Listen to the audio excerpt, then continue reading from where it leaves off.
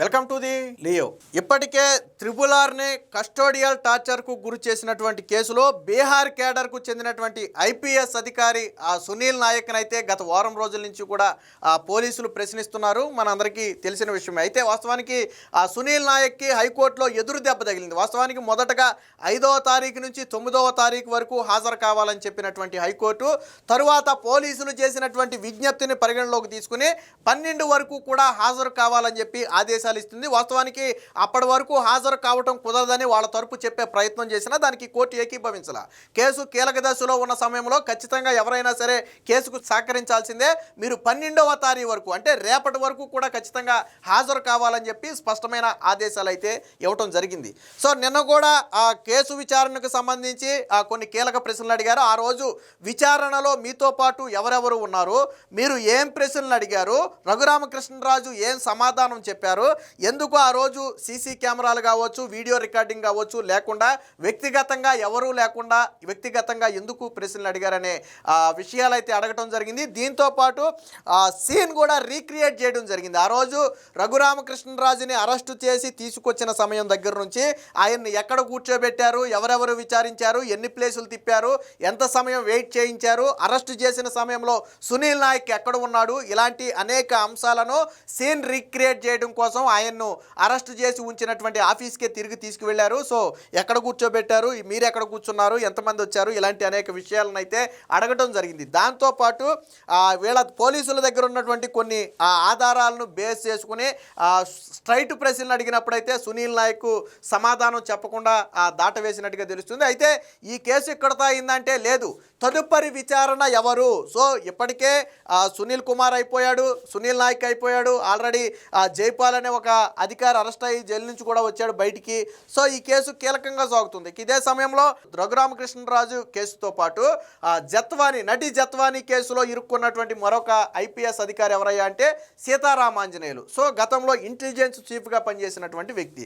So తదుపరి విచారణ ఎవరి వైపు మళ్ళుతుంది అంటే సీతారామాంజనేయులు, తరువాత జగన్మోహన్ రెడ్డి. ఎందుకంటే ఈ కేసులో జగన్మోహన్ రెడ్డి పాత్ర కూడా ఉందని చెప్పి జగన్మోహన్ రెడ్డి పేరును కూడా ఈ కేసులో త్రిబుల్ ఆర్ ఇంక్లూడ్ చేయడం జరిగింది. వాస్తవానికి ఆయన పెట్టిన కేసు ఏంటంటే నన్ను హత్యాయత్నం చేసే ప్రయత్నం చేశారు, నా మీద మర్డర్ అటెంప్ట్ జరిగింది అనేది ఆయన పెట్టినటువంటి కేసు. సో ఈ కేసులో ఒక్కొక్కరిని విచారించుకుంటూ వస్తున్నారు. ఇంకా ఇద్దరు మాత్రం మిగిలారు. ఒకటి సీతారామాంజనేయులు, రెండోది జగన్మోహన్ రెడ్డి. ఖచ్చితంగా సునీల్ నాయక్ విచారణ పూర్తయిన తరువాత సీతారామాంజనేయులను అయితే విచారించే అవకాశం ఉంది. వాస్తవానికి సీతారామాంజనేయుల్ని జత్వానీ కేసులో ఆల్రెడీ ఏడాది క్రితమే సస్పెండ్ చేశారు. సస్పెండ్ చేసిన ఈ నెల ఆగస్టు చివరికి సీతారామాంజనేయులకి సంబంధించి రిటైర్మెంట్ ఉంది.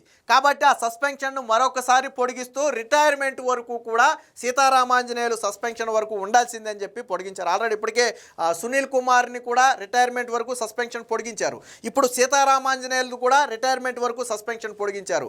అతనితో పాటు కాంతిరాణాకు సంబంధించినటువంటి కేసులో అయితే కేసు నుంచి విముక్తి అయ్యే వరకు లేదా సెప్టెంబర్ 4 వరకు ఏదో మొత్తానికి అతను కూడా పొడిగించడం జరిగింది. అంటే తదుపరి విచారణలో సీతారామాంజనేయులు కీలకమైనటువంటి వ్యక్తి. అప్పట్లో ఇంటెలిజెన్స్ చీఫ్గా పనిచేసినటువంటి సీతారామాంజనేయులు అనేకమైనటువంటి కీలక కేసుల్లో ఆయన పాత్ర కూడా ఉందనేది ప్రధాన ఆరోపణ. ముఖ్యంగా నటి జత్వానీ కేసులో సీతారామాంజనేయులు ఆధ్వర్యంలోనే ఆ రోజు ముంబై నుంచి అక్రమంగా బంధించి తీసుకురావడం కావచ్చు, ఆ కుటుంబాన్ని తీసుకొచ్చిన తర్వాత ఇక్కడ అక్రమంగా బంధించడం కావచ్చు, ఇవన్నీ కూడా సీతారామాంజనేయులు కనుసన్నంలోనే జరిగాయి అనేది ప్రధాన ఆరోపణ.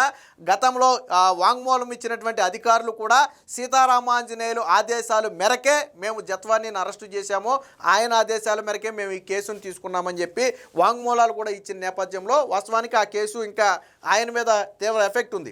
దాంతోపాటు ఈ కేసులో కూడా రఘురామకృష్ణరాజు సీతారామాంజనేయుల పేరునైతే యాడ్ చేశారు. ఇప్పుడు వైసీపీ టెన్షన్ ఏంటంటే అటు తిరిగి ఇటు తిరిగి జగన్మోహన్ రెడ్డికి నోటీసులు ఇస్తారనే భయం వైసీపీ వర్గాల్లో చాలా బలంగా ఉంది. ఖచ్చితంగా జగన్మోహన్ రెడ్డికి నోటీసులు ఇవ్వాలి, అవసరమైతే ఆయన్ని విచారణకు కూడా పిలవాలి. ఎందుకనంటే కేసులో ఉన్న ప్రతి ఒక్కరిని విచారించిన తరువాతే విచారణ ఒక కొలిక్కి వచ్చే అవకాశం ఉంది. అధికారులు కూడా ఒక కన్క్లూజన్కి వస్తారు. సో ఎవరిది తప్పు ఎవరిది ఒప్పు, ఎవరి పాత్ర ఎంత అనేది తెలియాలి అంటే జగన్మోహన్ రెడ్డిని కూడా విచారణకు పిలిచే అవకాశం ఉందని చెప్పి బలంగా నమ్ముతున్నారు. న్యాయవర్గాల్లో కూడా ఈ చర్చ నడుస్తుంది. ఖచ్చితంగా ఈ మర్డర్ అటెంప్ట్ కేసులో కోర్టు కూడా అందుకు సానుకూలంగానే ఉంటుంది. ఎందుకంటే ఫర్ ఎగ్జాంపుల్ ఐపీఎస్ అధికారిని తీసుకోండి, నేను రాను అని పట్టుబడితే బీహార్ రాష్ట్రంలో అడ్డుకునే ప్రయత్నం చేస్తే హైకోర్టు ఆదేశాలతో తీసుకొచ్చారు బయటికి. సో హైకోర్టు కూడా ఏం చెప్పింది, ఇది కీలకమైనటువంటి కేసు, ఇది బాగా డెప్త్ ఉన్నటువంటి కేసు, కాబట్టి దీని మీద విచారణ జరగాల్సిందేనని చెప్పింది.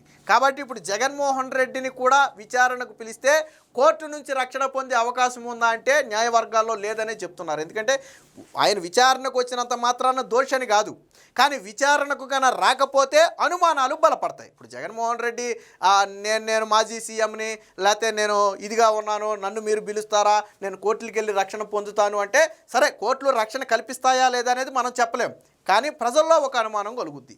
ఎందుకని నీ పాత్ర ఏమీ లేకపోతే విచారణకి వెళ్దాక నీకేంది నొప్పి? చంద్రబాబు గారి హయాంలో ఫర్ ఎగ్జాంపుల్ నారా లోకేష్ని తీసుకోండి, ఇన్నర్ రింగ్ రోడ్ అన్నారు. ఇన్నర్ రింగ్ రోడ్డు వ్యవహారంలో నారా లోకేష్ని 2 సార్లు విచారణకు పిలిచారు. 2 సార్లు విచారణకు పిలిచి ఇన్నర్ రింగ్ రోడ్డు గురించి ఏమైనా ప్రశ్నలు అడిగారంటే అడగలేదు. మీ హెరిటేజ్లో షేర్ వాల్యూ ఎంత, అందులో మీ వాటా ఎంత, అసలు హెరిటేజ్కి ఇన్నర్ రింగ్ రోడ్డుకి ఏంది సంబంధం, గతంలో అడిగారు. అలాగే ఇప్పుడు కూడా జగన్మోహన్ రెడ్డికి సంబంధం ఉందా లేదా అనేది తర్వాత తేలద్ది, కానీ ఖచ్చితంగా విచారణకైతే రావాల్సి ఉంటుంది. నిన్న సునీల్ నాయక్ని అడిగినటువంటి ప్రశ్నలు ఏంటనేది కూడా మనం ఒకసారి చూద్దాం. కస్టడీలో రఘురామను అడిగిన ప్రశ్నలేంటి, ఆయన ఏమి సమాధానాలు ఇచ్చారు, విచారణలో ఐపీఎస్ సునీల్ నాయక్ పోలీసు ప్రశ్నలు అని చెప్పి నాటి నరసాపురం ఎంపీ, ప్రస్తుత డిప్యూటీ స్పీకర్గా ఉన్నటువంటి రఘురామకృష్ణరాజు కస్టోడియల్ టార్చర్ కేసులో ఐపీఎస్ సునీల్ నాయక్ పై విచారణ కొనసాగుతుంది. 6వ రోజైన మంగళవారం పోలీసులు ఆయనకు పలు ప్రశ్నలు సంధించారు.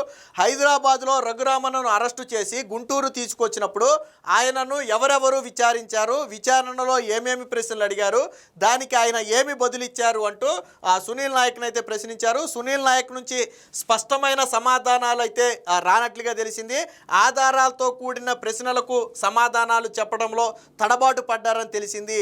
అయినా ఆయన నుంచి ఇప్పటికే కొంత కీలక సమాచారం అయితే రాబట్టినట్టుగా తెలుస్తుంది. ఆయన చెప్పిన సమాధానాలను అధికారుల వద్ద ఉన్న ఆధారాలతో బేరీజు వేసుకుని ఆ రోజు ఏం జరిగింది, అందులో ఎవరి పాత్ర ఏంటి అనే దానిపైన దర్యాప్తు అధికారులకు కొంత స్పష్టత అయితే వచ్చినట్టుగా తెలుస్తుంది. ఇక సునీల్ నాయక్ సంబంధించి దర్యాప్తు అధికారి దామోదర్ పక్కాగా నివేదిక అయితే సిద్ధం చేశారని తెలుస్తుంది. ఈ విచారణ అనంతరం కేసు దర్యాప్తు మరింత వేగవంతం అవుతుందని భావిస్తున్నారు. సునీల్ నాయక్ విచారణ ముగిసిన తరువాత సునీల్ కుమార్, అలాగే నాటి ఇంటెలిజెన్స్ చీఫ్ అయినటువంటి సీతారామాంజనేయులు, అలాగే తరువాత మాజీ సీఎం జగన్ల వైపు మరలే అవకాశం కనిపిస్తుంది. హైకోర్టు ఆదేశాల నేపథ్యంలో ఈ నెల 12 వరకు కూడా సునీల్ దర్యాప్తు అధికారి ఎదుట హాజరు కావాల్సి ఉంటుంది. వాస్తవానికి దీనికి సంబంధించి వాదోపవాదాలు కూడా జరిగాయి. సునీల్ని ఆల్రెడీ మేము అరెస్ట్ చేశాము, ఇప్పుడు ముందస్తు బెయిల్కి అప్లై చేసుకోవడానికి కూడా లేదని చెప్పి సునీల్ తరపు లాయర్కి కూడా ఇటు పోలీసుల తరపున లాయర్లు అయితే కౌంటర్ అయితే ఇవ్వడం జరిగింది. సో మొత్తంగా ఇప్పటి వరకు జరిగిన విచారణ ఒక ఎత్తు అయితే, రేపు జగన్మోహన్ రెడ్డి వైపు మళ్ళుతుంది అనేది మాత్రం వైసీపీ వర్గాలను తీవ్ర ఉత్కంఠకు గురి చేస్తుంది. నిజంగా ఈ కేసులో జగన్మోహన్ రెడ్డికి నోటీసులు ఇచ్చి పోలీసులు విచారణకు పిలిస్తే రఘురామకృష్ణరాజు పంతం నెగ్గినట్టే. గతంలోనే రఘురామకృష్ణరాజు చెప్పాడు, ఈరోజు మీకు అధికారం ఉందని చెప్పి మీరు నాతో ఆడుకున్నారు, బట్ నాకంటూ ఒక రోజు వస్తుంది, ఆ రోజు నేను మీతో ఆడుకుంటానని చెప్పి అప్పట్లోనే రచ్చబండ కార్యక్రమంలో అనేక సందర్భాల్లో చెప్పాడు ఆయన. ఇప్పుడు కూడా జగన్మోహన్ రెడ్డిని ఖచ్చితంగా విచారించాలని ఆయన పదే పదే చెప్తున్నాడు. ఎందుకంటే ఒకటి విషయం, ఆ రోజు రఘురామకృష్ణరాజును కొట్టినప్పుడు ఎవరో వీడియో కాల్లో చూశారు. ఒక వ్యక్తి వీడియో కాల్ చేసి అటుపక్క ఒక వ్యక్తికి చూపించాడు. చూసిన వ్యక్తి ఎవరు, వీడియో కాల్లో చూసిన వ్యక్తి ఎవరు, ఇదే ప్రశ్నను సునీల్ నాయక్ను కూడా అడిగినట్టున్నారు అధికారులు విచారణలో. సో ఎవరో ఒక వ్యక్తి అటుపక్క నుంచి రఘురామకృష్ణరాజుని కస్టోడియల్ టార్చర్ చేస్తుంటే లైవ్లో చూశారు, ఎవరా వ్యక్తి అనే ప్రశ్న ఉంది. ఆ ప్రశ్నకు కీలక సమాధానం రావాల్సి ఉంది. రఘురామకృష్ణరాజు అంచనా ప్రకారం ఎవరు చూసుంటారనేది ఈ పాటికి మీకే అర్థమై ఉంటుంది. కాబట్టి ఖచ్చితంగా జగన్మోహన్ రెడ్డిని విచారణకు పిలవాలి, జగన్మోహన్ రెడ్డి పాత్ర మీద కూడా విచారణ జరగాలి అనేది రఘురామకృష్ణరాజు మొదటి నుంచి చెబుతున్న మాట. ఏది ఏమైనా మొత్తంగా ఈ రఘురామకృష్ణరాజు కస్టోడియల్ టార్చర్ కేసు ఇప్పుడు సునీల్ నాయక్ తర్వాత అది జగన్మోహన్ రెడ్డి వైపు మళ్ళీ అవకాశం ఉంది. అధికారులు జగన్మోహన్ రెడ్డికి నోటీసులు ఇచ్చి పిలిచే అవకాశం ఉందని తెలియటంతో ఇప్పుడు వైసీపీ వర్గాలు మొత్తం కూడా ఒక్కసారిగా ఉలిక్కి పడ్డాయి అనటంలో ఎటువంటి సందేహం లేదు.